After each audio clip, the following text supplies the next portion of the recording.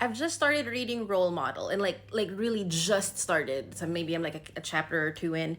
Um, and my immediate this is the first book of the series that comes with a trigger warning in the beginning, and it's for serious dark stuff.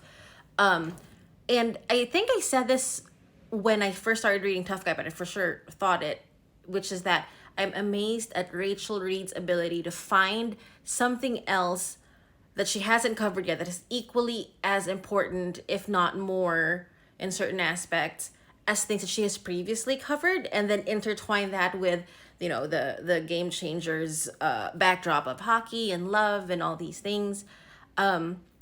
Spoilers now, but the trigger warning for this is SA. And the trigger warning itself covers, yes, heads up SA, but also heads up SA victims not being believed. And I really appreciated that she flagged that. And in the little bit of the book I've already gone through, that is something that is covered. Like, why don't we just believe the victims, and because it's hockey, and historically it's very burly masculine, we stand behind our boys, and and all these things. There is also that dynamic of the fans are defending the predator, and she this is in a Game Changers book, and I guess I shouldn't be surprised because she, like I said, she covered anxiety, like really deep things in these books before. Arguably, this is the heaviest so far. I hear that the Long Game also is pretty heavy. I'm amazed. And then the other thing is Dallas Kent.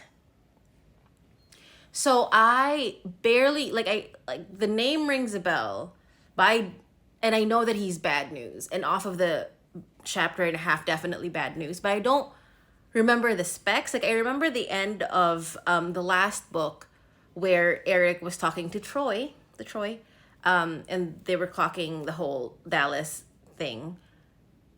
But I don't know what else he did in the earlier books. So if you remember non-spoiler things, so things that only happened from books 1 to 4 that are related to Dallas Kent, if you could help me remember, because he just didn't seem important, and then suddenly I want to punch him in the face. And like, honestly, even if I don't know what the previous things are, I still want to punch him in the face, but I'd like to be able to follow the lore of this story, if that makes sense.